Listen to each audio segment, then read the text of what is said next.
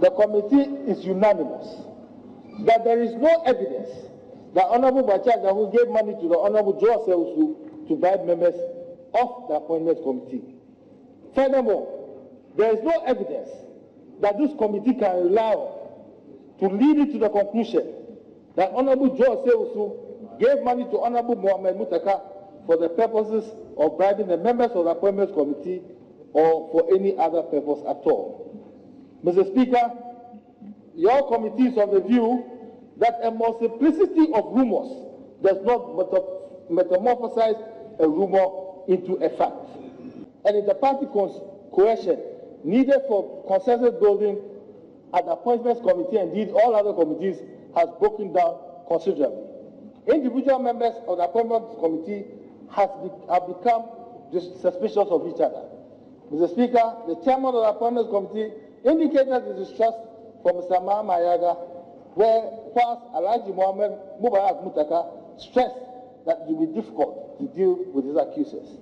The reputation of Parliament and the image of the institution has been greatly injured by the allegation. The reputation and dignity of the First Deputy Speaker, other members of the Appointments Committee, and that of the Minister for Energy have equally suffered considerable damage.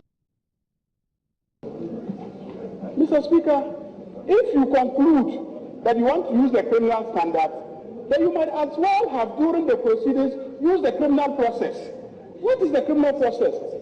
If you call a witness in any criminal trial, he should also cross-examine the other side, so that you can come to the conclusion that will enable you to exact criminal sanctions.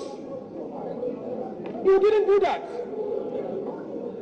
Mr. Speaker, if you say I should apologize, I apologize.